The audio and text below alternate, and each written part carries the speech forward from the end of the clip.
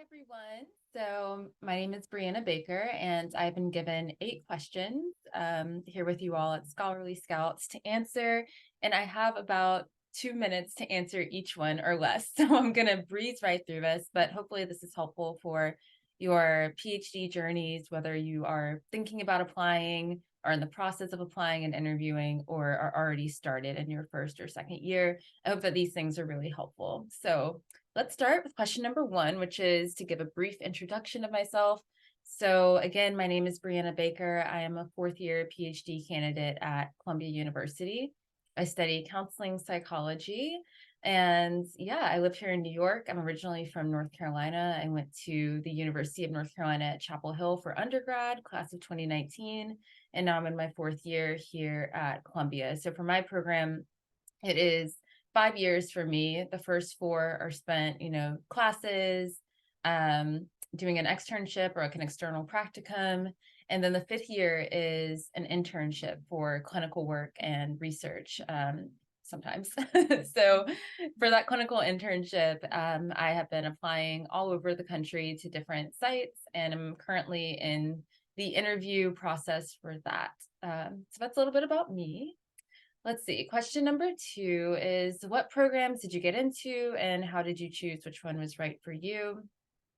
I applied to PhD programs 2 times, so 2 years in a row. The first time I applied, I was a senior in undergrad, and I applied to 5 schools. They were all clinical psychology or clinical community psychology programs. I did not get into a single one and was completely devastated, but I really spent the next year refining my goals, getting even more research experience. I'd already had a lot, but I was trying to get more, trying to build relationships so that I had super strong letters of recommendation.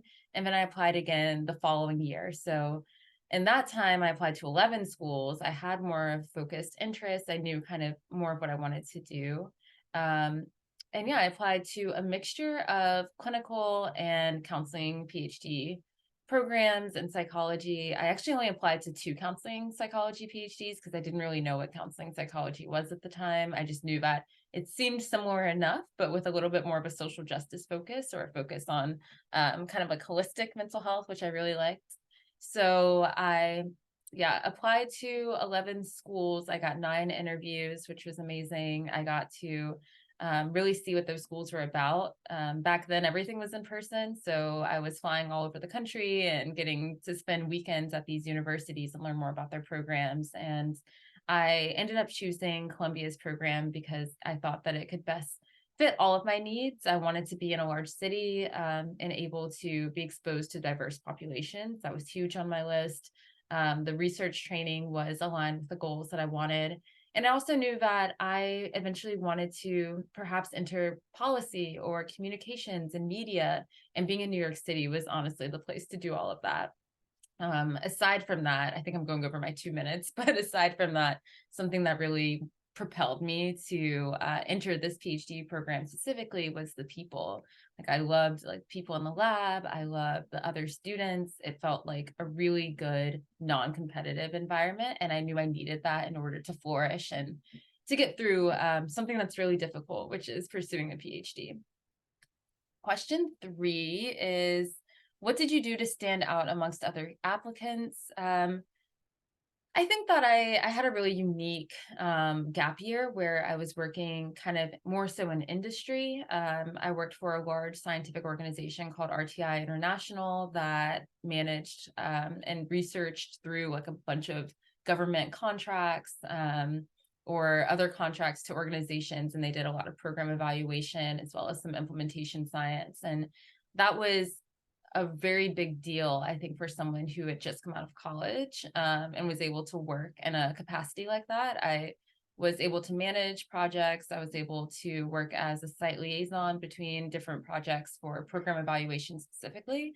And if you don't know what program evaluation is, that is basically research that is related to understanding the outcomes or effectiveness of certain programs. So I always give the example of DARE, which was something against drugs that a lot of people may have experienced in elementary school or middle school, where It was a program where a police officer would come to your school and they would say, this is why drugs are bad, don't get involved with the law, blah, blah, blah.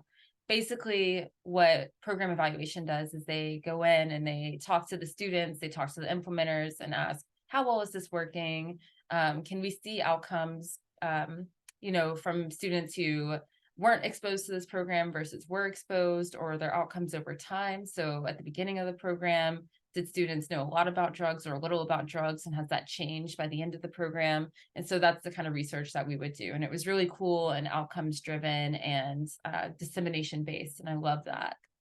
And I think that gave me kind of a unique edge when I was applying to PhD programs. I also think just being open to new research during my gap year and kind of letting go of the reins I had on my life of this is exactly what I want to do, and just being open to different possibilities. I ended up falling in love with qualitative research. I learned a lot of new methods during that time. I was really intentional about building up areas in my resume that may have been weaker.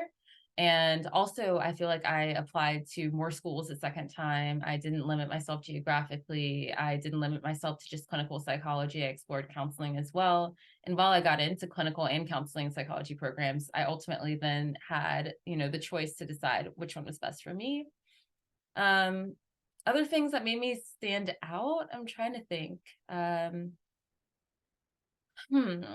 I would say also maybe my volunteer work and like some of the community-based work I was doing. Again, that let me really refine exactly what I wanted to do. And I was able to show schools and universities and PIs, this is something I'm passionate about. You can see it through my job. You can see it through my past research experience. You can even see it through how I spend my free time. I created opportunities where there weren't any. I would ask local Black churches if I was able to come in and give a talk on mental health. I partnered with organizations like NAMI. I was really busy during that year when I was determined to get into a PhD program. And so I think that really helped. And lastly, I would say I also reached out to PIs and tried to build relationships before even applying. I think that, people are more inclined to at least interview people that they know and that they have some sort of a relationship with. That's not always the case, but it can't hurt to send an email here and there or to network at conferences as well. What are some misconceptions about the application process? I would say that the biggest misconception is that you need to have it all figured out.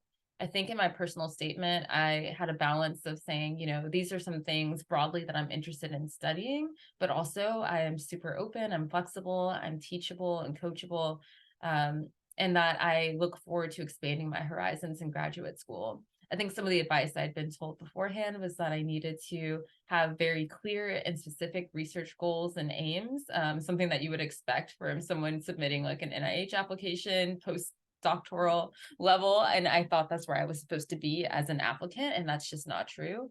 I think being able to, of course, explain what your research interests are, but also explain that, you have an openness to yourself is really important. And so I would say that's a misconception, is just the fact that you need to be so refined and so granular. How did you go about branding yourself? I don't think I've really branded myself yet. I'm going to struggle on this question. I don't think I really have a brand necessarily. I think that it's difficult, especially as an applicant or as a student, to brand yourself, knowing that you are still kind of under the influence of future or your current university. And what I mean by that is some universities may not like you, speaking out or having certain things on your social media. Like there's kind of always someone watching. And as you're applying for fellowships, as you're applying for internships, that watchful eye can be a large influence in how you present yourself on social media. So I think that I'm still grappling with what it means to brand myself at the moment. I do have a YouTube channel. I hope to get back to it maybe a little bit after this application process that I'm currently in for internship. So I think that helped. I think that being on Twitter at the time was a huge thing for me during like 2020. I really just spoke my mind and got a large following from that. But I would say I haven't really branded myself yet.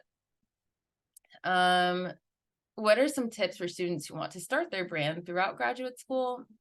I would say just to be mindful of, like your university, don't let it stop you from being you by all means, but also know that, you have to keep it professional and especially if you're seeing patients too, like, just disclaimers that this is not like therapy, that I am a student, like kind of just protecting yourself in that way. Um, yeah, I think that's really all I have to say on tips for wanting to start your brand. I mean, I would just say do you, whatever that looks like, and just, being mindful that people are always watching and that as students, we are not as protected or we're not as free necessarily to like post everything that we'd want to say because it can definitely come back to bite you. I have personal experience with that. Um, so yeah, I would just say to be careful, but at the same time, do what you need to do and follow your heart when it comes to your brand. Okay, so other two questions are, what is the difference between undergraduate and graduate school? Um, hmm, I I mean, I went to two very different schools for like graduate school and undergrad. My undergrad was a large state school. Sports were a large part of that. And it was also in a college town, Chapel Hill, North Carolina. So it wasn't a big city. Like now I'm in New York City. There's tons to do. Sports aren't really a thing at the collegiate level. So, I mean, like my lifestyle is different just based on the two different locations. I would say that now, like my life is a little bit more fast paced. And I don't know if that's by nature of being in the city or a graduate student or both. Um, I would say that graduate school is more stressful, but also more freeing at the same time. I remember being stressed during undergrad, and I think a lot of that was not having a lot of the tools to manage my stress. In graduate school, I definitely have more stress, but I also feel more like able and capable to manage that stress. Um, Friendships, again, a lot of this is by just nature of growing up, right? Like undergrad, you're really still figuring yourself out, and graduate school, I'm still figuring myself out, but have a little bit more of an idea.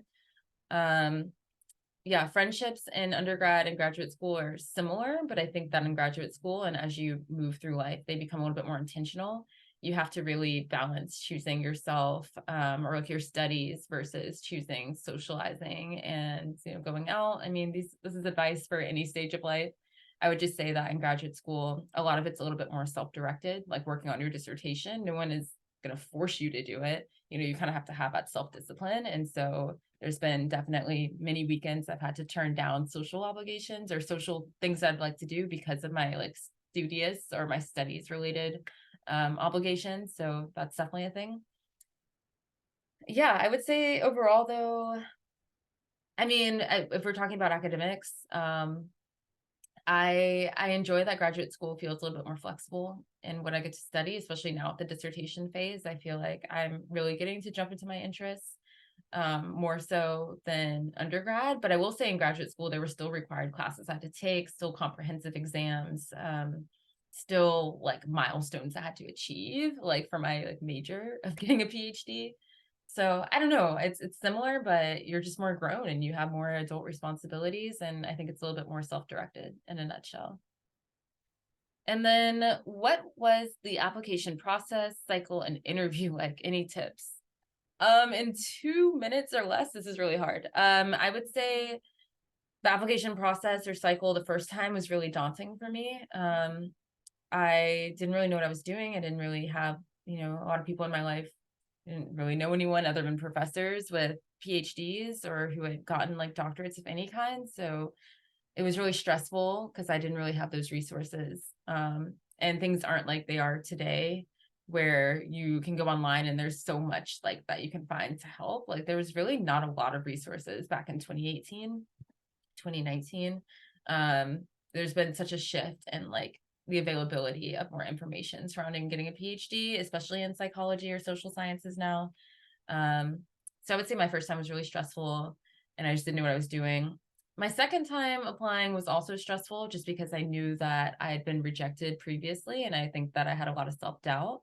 But at the same time, I felt like I knew more what I was doing. I had people in my life that were supportive of me wanting to pursue a PhD who were always checking in with me about the process, who were always there to help me and talk through things. And that was really helpful. Um, and finding like PIs or schools that I was interested in came a lot easier. Like once I began to network and kind of become more ingrained in like the psychology world. So yeah, that was better. Interviews, interviews were exhausting at the time. They could range from 1 day to 3 days, like a whole weekend. And I was basically flying somewhere new every weekend, and I was not making that much money. And so financially, it was a strain because I was supporting myself. I was living on my own for the first time, had bills that were higher than what I was used to, was also managing a 9 to 5. So I think like that was a little bit more stressful at the time. And interviewing was exhausting, but also it really helped me get an understanding of what it would be like to be at these various programs. Interviewing also could be really fun. Like I met people that I still talk to today through the interview process. Because you realize like you're not really competing against one another. Like it's all about fit.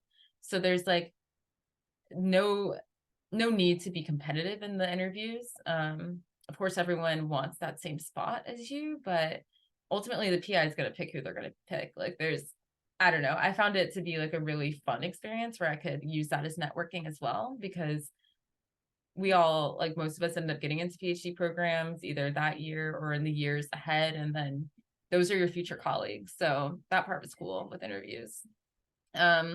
And so the tips I would say are just like to be yourself throughout the application process and your personal statement. That's huge. In the interview process, of course, when you are reaching out to PIs and to other graduate students, to really be yourself, to be humble, and to be curious, to maintain a curiosity, as well as a confidence. I think that it can be really hard and challenging to see yourself in these PhD programs, especially knowing how competitive that they are. I definitely never saw myself getting into Columbia. So, I mean, I feel like I'm a testament to just like leading with that curiosity and following my heart. Especially because I don't really see, when I came here, I was the only Black student in the program, and there was no one that looked like me. It was all virtual. There weren't any Black faculty. Like it was really difficult.